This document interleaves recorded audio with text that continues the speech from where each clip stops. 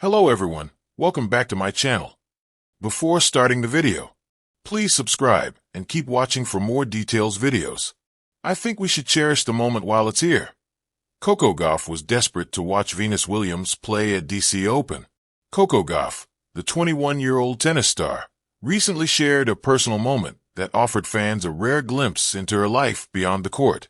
In an exclusive interview with People, Gauff revealed that she cooked dinner for herself and her boyfriend while watching Venus Williams' historic victory at the DC Open on July 22, 2025. This admission was particularly surprising, as Gauff has previously stated that she rarely cooks. The act of preparing a meal underscored her admiration for Williams, a seven-time Grand Slam champion, and highlighted the significance of the match for Gauff. She described it as the first match I've been excited to watch in a while, emphasizing the rarity of such moments in her busy schedule. It was a quiet evening, but one filled with appreciation and reflection, as Gauff savored not only her meal, but the chance to witness a living legend in action. I never cook, but I made dinner that night. Dinner and everything because I was so excited to watch her play, the 21-year-old told People. That was the first match I've been excited to watch in a while. My boyfriend was with me and I was just like, oh my gosh, I can't wait. Gauff's boyfriend, whose identity remains private, joined her for the evening. She expressed her excitement about the match, noting that she eagerly anticipated Williams' performance. Gauff's gesture of cooking dinner was a testament to her respect for Williams and her desire to create a memorable experience around the match. It also reflected a side of Gauff that fans don't often see, a young woman taking time to enjoy simple pleasures and share them with someone close to her. In the middle of a life filled with tournaments, training, and travel, such moments offer grounding and connection. Wanting Shelton to hurry up. The match itself was historic, with Williams becoming the oldest player to win a tour-level singles match since 47-year-old Martina Navratilova in 2004. Williams' victory was a testament to her enduring talent and resilience, qualities that Gauff admires deeply. In her interview, Gauff praised Williams for her longevity in the sport, noting that such sustained excellence is rare in professional tennis. She acknowledged that while she doesn't plan to play into her 40s like Williams, she is committed to maintaining her health and fitness to ensure a long and successful career. Observing Williams compete offers inspiration for Gauff, highlighting the rewards of perseverance, discipline, and the love of the game. She was after Ben Shelton, and I was like, Ben needs to wrap this up. I can't wait to see Venus. I think for women's tennis, it's great just to see the longevity that we can have, especially in a sport like tennis. I don't think it's really that common in any other sport except maybe golf to have this longevity. So I think we should cherish the moment while it's here. And I think it's great to see an icon like her still performing at a high level for, at this point, decades, which is impressive. The tennis star continued. I don't think I will be able to do that, and I don't think too many players can or will be able to do that.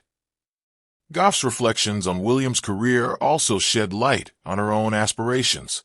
She expressed a desire to balance her professional achievements with personal well-being, aiming for longevity in the sport without compromising her health. This perspective aligns with her approach to life, where she strives to find harmony between her demanding career and personal moments of joy and connection. While young stars are often portrayed as relentlessly focused, Gauff's anecdote demonstrates that downtime, even something as simple as preparing a meal and watching a match, contributes to mental and emotional balance. Continued endeavors off-court. Beyond her athletic endeavors, Gauff has been expanding her influence off the court. She recently partnered with Naked Smoothies to launch her own creation, the Protein Pineapple Orange Smoothie. This limited edition product, featuring 20 grams of plant-based protein and essential vitamins, will be available in select stores and at a New York City pop-up event, Coco's Corner Store, from August 21st to 22nd, ahead of the 2025 U.S. Open starting August 24th. Gauff's involvement in the development of the smoothie reflects her commitment to health and wellness, values she consistently promotes both on and off the court. Her influence extends beyond tennis, inspiring fans to embrace nutrition, fitness, and personal goals in their daily lives. Through both her athletic prowess and personal endeavors, Coco Gauff continues to inspire and connect with her audience. Her story about cooking dinner while watching Venus Williams' match offers a rare insight into her life beyond the spotlight, showcasing her admiration for tennis legends and her ability to find joy in simple, personal moments.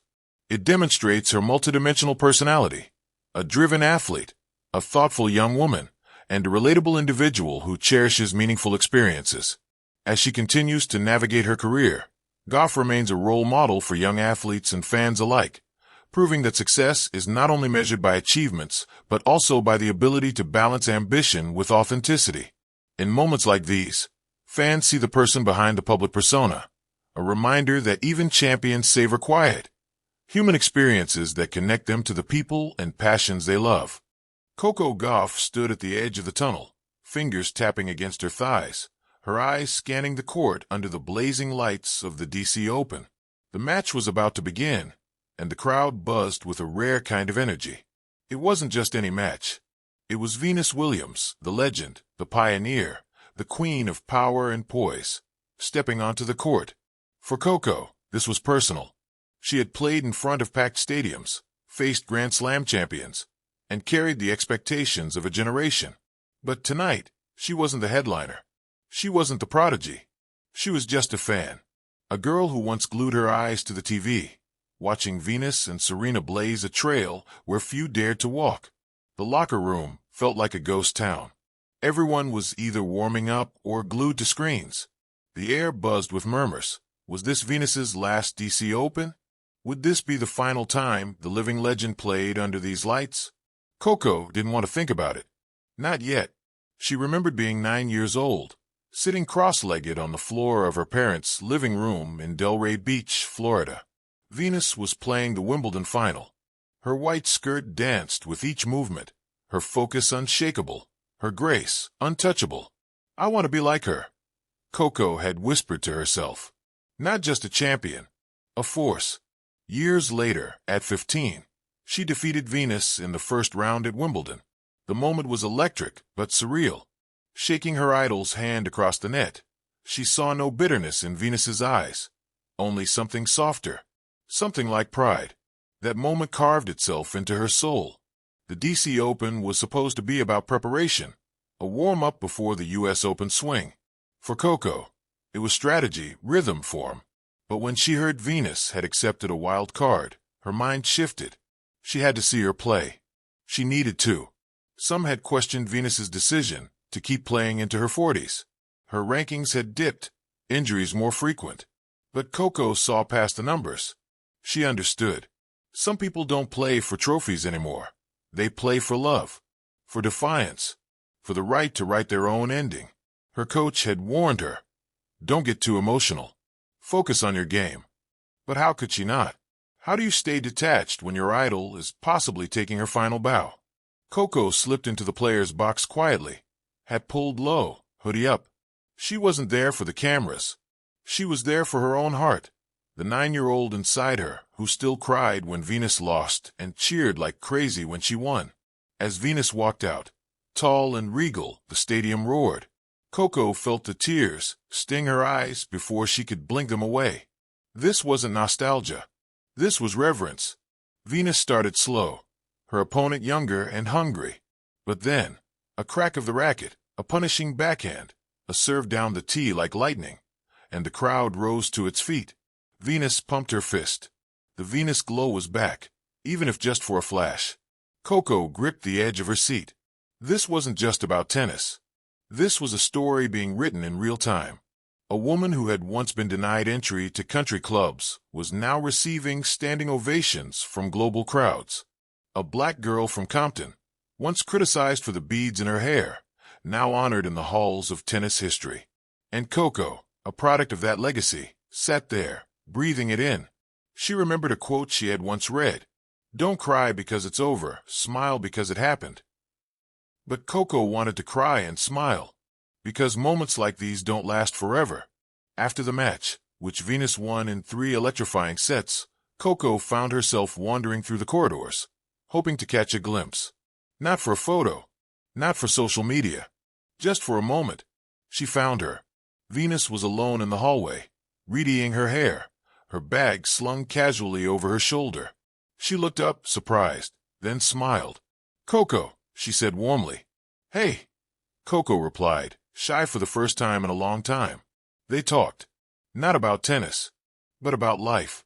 About the journey. Venus told her to trust herself, to protect her peace, to always know her worth. Then she said something Coco would never forget. "I used to chase moments. Now I try to live them. Don't let the pressure steal the joy." Coco nodded, her throat tight. "I think we should cherish the moment while it's here," she said softly. Venus looked at her, eyes twinkling. "That's the secret, you know. That's how we last." That night, Coco went back to her hotel and stared out the window at the DC skyline. Her phone buzzed with messages, notifications, updates, but she ignored them all.